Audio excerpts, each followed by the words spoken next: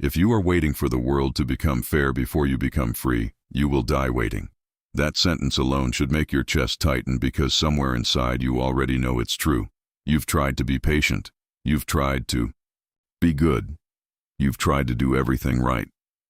And yet the world keeps moving as if your effort doesn't matter. People misunderstand you. Plans collapse. Opportunities slip through your fingers. Someone else gets rewarded for what you quietly endured. And slowly, without realizing it, your peace gets held hostage by forces that do not care about your feelings. Here is the uncomfortable truth most people spend their entire lives running from. Your suffering does not come from what happens to you. It comes from your insistence that what happens to you should have happened differently. You keep replaying scenes you cannot rewrite. You keep negotiating with outcomes that have already decided not to listen. You keep pouring emotional energy into weather, into crowds, into the opinions of people who will never lose sleep over yours. And every time you do this, you tighten the chain around your own neck. Machiavelli never wrote about inner peace. In the soft, comforting way modern self-help tries to sell it. He wrote for people who lived in chaos, betrayal, political violence, exile, and humiliation. He wrote for people who learned the hard way that the world does not reward innocence, and that control is a currency more valuable than moral purity. When you read him honestly, without romanticizing or demonizing him, you begin to notice something sharp and cold beneath the surface of his ideas. Freedom begins the moment you stop demanding that reality obey your expectations. Most people are not tortured by reality. They are tortured by their fantasy of how reality should behave. You want loyalty in a world built on self-interest. You want certainty in a world designed by chance. You want gratitude from people who benefit from forgetting you. And when those wants collide with the actual structure of the world, you interpret it as injustice, as cruelty, as proof that something is wrong with your life. But from Machiavelli's perspective, nothing is wrong. You are simply trying to play a game using rules that do not exist. Look at how much of your mental energy is spent on things you cannot command. The mood of your boss, the decisions of your partner, the timing of your success, the opinions of strangers who will forget you tomorrow. You rehearse arguments in your head that you will never have. You imagine outcomes that were never in your hands. You feel betrayed by randomness, as if chance owed you a warning. This is not awareness. This is self-inflicted captivity. There is a strange comfort in believing that your misery is caused by forces outside of you. It lets you feel innocent. It lets you feel unlucky rather than unprepared. It lets you tell yourself that if only people were different, if only circumstances were kinder, then you would finally be at peace. But Machiavelli would see through this immediately. He would say that a person who ties their emotional state to uncontrollable forces is choosing weakness as a lifestyle, not because they are evil or stupid, but because they have not learned the art of separating what they can shape from what they must endure. Power in Machiavelli's world is not just armies and politics. Power begins in the mind. It begins when you stop giving your inner stability to outer chaos. When you no longer let unpredictable people decide whether you feel worthy. When you stop allowing random outcomes to dictate whether you respect yourself. This is not about becoming cold. This is about becoming sovereign over your inner territory. Think about how often you wait for permission to feel okay. You wait for someone to apologize. You wait for things to work out. You wait for validation, for closure, for a sign that the universe approves of your path. But every time you wait, you are postponing your own authority. You are handing the keys of your emotional life to events that do not even know you exist. Machiavelli observed that fortune is like a violent river. When it floods, it sweeps away the unprepared and reshapes the land without mercy. You cannot stop the river from flooding. You cannot negotiate with it. You cannot shame it into being gentle. But you can build dikes. You can choose higher ground. You can stop building your home in the middle of a floodplain and then acting surprised when the water rises. Detachment from what you cannot control is not indifference. It is strategic placement of your life. Your mind right now is probably resisting this. It wants to say, but some things should be different. Some people should be fairer. Some outcomes should be deserved. And you're right. They should be, but they aren't. And the longer you argue with what is, the longer you stay emotionally enslaved by what never promised to be just. The world does not operate on your sense of fairness. It operates on power, incentives, chance, and human nature. Machiavelli did not approve of this. He simply refused to lie about it. Before we continue, if you're finding truth in this so far, I'd appreciate a like. And if you want to hear from me again, make sure you're subscribed. Let's keep going. Detachment begins with a brutal audit of where your energy goes. Pay attention to the moment's music you tense up over things you cannot influence. A delayed message, a cold tone, a missed opportunity, a rumor, a past mistake that cannot be undone. Every one of these moments reveals a place where you are trying to control the uncontrollable. And every time you try, you bleed power. You lose clarity. You lose time. You lose the only thing that could have actually improved your position, your ability to act where action still matters. There is a difference between caring and clinging. Caring is choosing values and acting on them. Clinging is demanding outcomes that reality has not agreed to deliver. You can care about doing meaningful work without clinging to applause. You can care about building strong relationships without clinging to people who no longer choose you. You can care about becoming formidable without music clinging to the illusion that the path will be smooth. Machiavelli's insight here is ruthless but liberating. The world owes you nothing, but you owe yourself clarity. Once you stop trying to control what cannot be controlled, something strange happens. Your attention returns to what is actually within reach. Your habits, your preparation, your discipline, your strategic patience, your ability to observe people without needing them to be different. You begin to see patterns instead of insults. You begin to see incentives instead of betrayals. You begin to see that much of what you called cruelty was simply human nature operating without regard for your personal narrative. This does not make you cynical. It makes you accurate. And accuracy is power. When you stop romanticizing how people should behave, you can finally position yourself intelligently around how they actually behave. When you stop expecting fairness from systems designed around advantage, you stop being shocked when advantage wins. When you stop interpreting randomness as a personal attack, you stop wasting emotional energy on a universe that cannot hear you. Detachment in this sense is not emotional numbness. It is emotional discipline. It is the decision to feel deeply about what you can shape and lightly about what you cannot. It is the choice to invest your anger only where it can fuel action, not where it can only rot into resentment. Most people reverse this. They feel intense emotion about what they cannot change and indifference about what they can. That inversion quietly ruins their lives. Ask yourself right now, what are you secretly waiting to change so that you can finally relax? Is it someone else's behavior? Is it an external milestone? Is it the disappearance of a problem that may never fully disappear? That waiting is costing you your present. Music Machiavelli would tell you that the person who waits for perfect conditions to live is already defeated by imperfect ones. The disciplined mind does not wait for the world to become gentle. It becomes resilient enough to move through a harsh world without breaking. You don't detach from what you cannot control by pretending it doesn't matter. You detach by seeing it clearly, accepting its nature, and refusing to let it command your inner state. You let storms be storms. You let people be people. You let chance be chance, and you build yourself in a way that does not require the storm to apologize for being violent. You stop arguing with the rain. You build a roof. You build a roof not because you hate the rain, but because you understand it. This distinction matters more than people realize. Hatred still binds you to what you hate. Resentment is still a relationship. Obsession with injustice is still a form of loyalty to the thing you claim to oppose. When you detach from what you cannot control, you are not turning your back on reality. You are turning your face toward leverage. Most people secretly want the world to acknowledge their pain before they let go of it. They want an apology from fate. They want recognition from people who wronged them.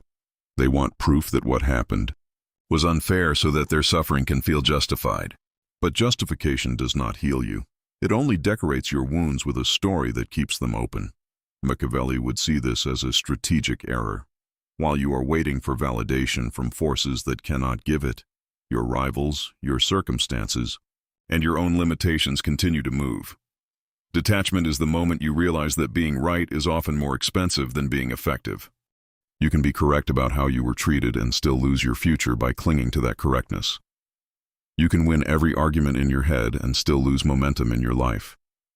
The world is not a courtroom where justice is guaranteed if you present your case passionately enough. It is a field of motion. Those who move adapt. Those who freeze in outrage become scenery. Look at how often your attention is hijacked by things designed to provoke you. News cycles, social conflicts, other people's success, the careless words of strangers. Each of these pulls your nervous system into reaction mode. You tense. You judge. You feel small or angry or cheated. And while you are reacting, you are not building.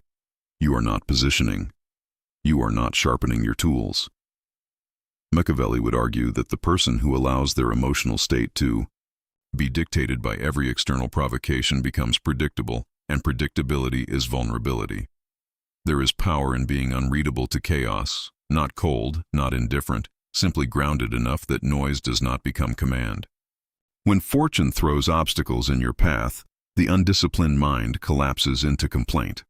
Why me? Why now? This is unfair. The disciplined mind asks a different question. What remains under my control in this moment?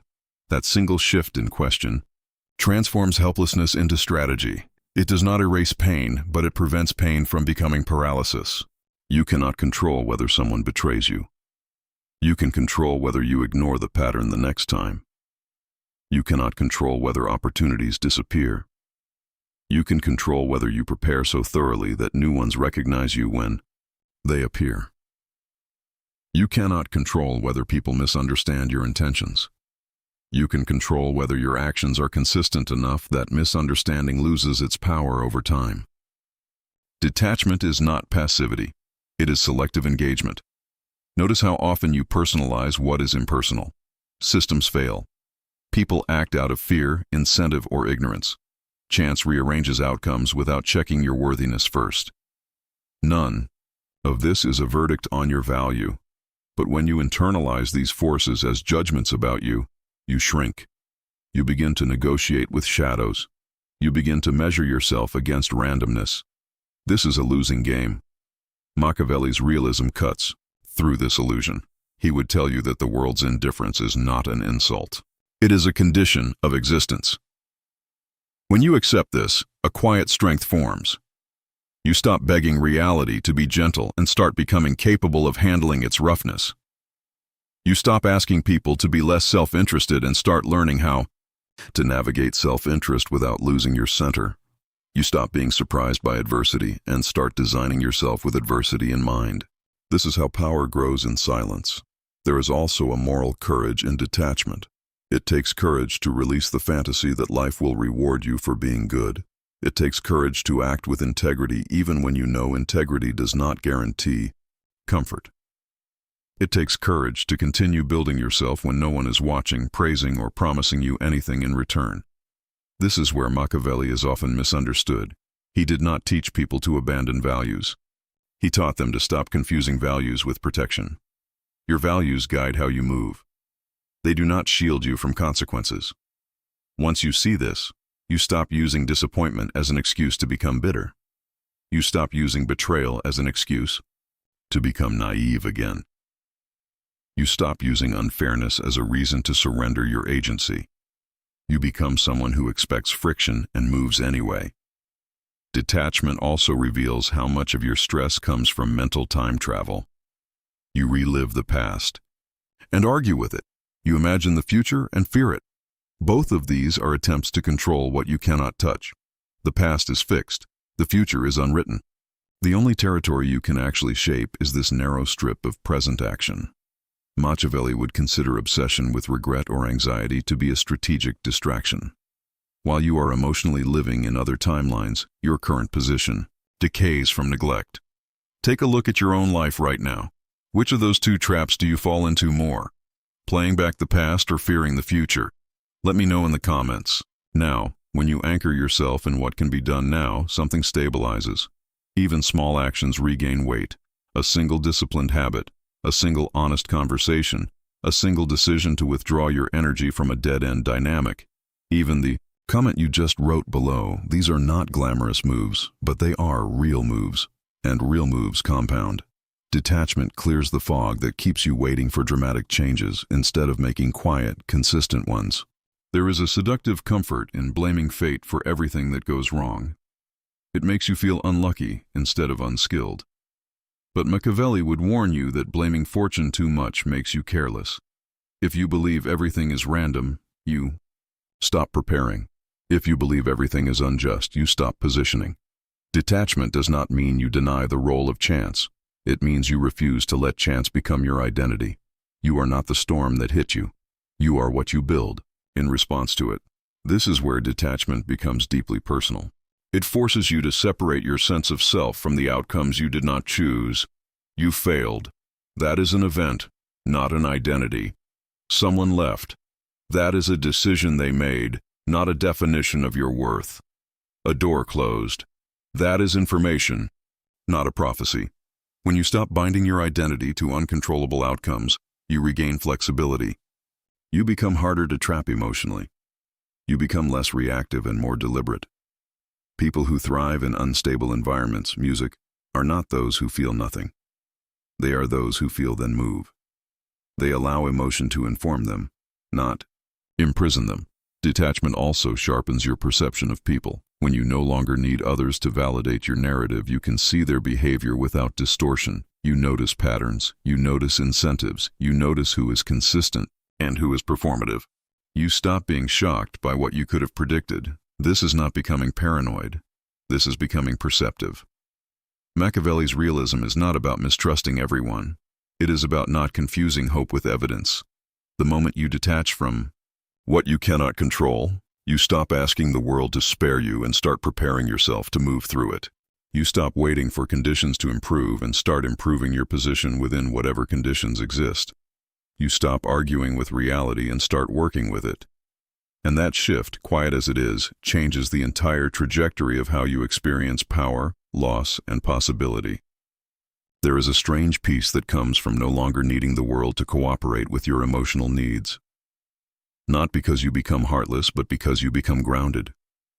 Your center of gravity moves inward. Your stability no longer depends on applause, agreement, or smooth outcomes. You become harder to destabilize, not because nothing hurts you, but because nothing owns you. Once you taste this kind of detachment, you begin to see how much of your previous suffering was optional. Not the pain itself, but the prolonged self-punishment that followed it. You realize that many of your emotional battles were with ghosts. You were fighting what already happened. You were demanding what was never promised. You were clinging to people who had already moved on in their own minds. Letting go of these illusions does not make you weaker. It frees up an enormous amount of energy that was previously trapped in resistance. And with that energy returned to you, you can finally direct it toward the only domain where your will actually matters. The shaping of your own character, your own strategy, your own capacity to endure and adapt. The world remains unpredictable, people remain flawed, chance remains indifferent. But you no longer require any of them to be different in order to move forward. You move anyway. And that movement, quiet and uncelebrated, is where real power begins. And in that movement, you discover something most people never touch. The feeling of not being owned by circumstance. This is not loud power. It does not announce itself. It feels almost invisible at first, but it changes how you walk into rooms, how you listen to promises, how you respond to disappointment. You stop bracing for the world to save you and start trusting yourself to navigate it. Detachment is the final refusal to beg reality for comfort. You accept its nature, and then you outgrow the need for it to be gentle. You stop needing people to be consistent in order for you to be steady. You stop needing outcomes to be favorable in order for you to remain composed. You become someone who can lose without collapsing, who can win without becoming arrogant, who can wait without becoming desperate. This is where your presence hardens into something quiet and formidable. Not hardened in cruelty, but in clarity. You see what is within your reach, and you take responsibility for it. You see what is beyond your reach, and you release it without ceremony. No bitterness, no fantasy, no lingering negotiation with what will not change. Just a clean boundary between what you command and what you endure. The more consistently you practice this, the less dramatic life needs to feel. Chaos does not disappear, but it loses its authority over your inner state. People come and go, and you learn without clinging. Doors open and close, music, and you step through what opens without mourning what shuts. Fortune shifts, and you adjust your stance instead of collapsing into complaint.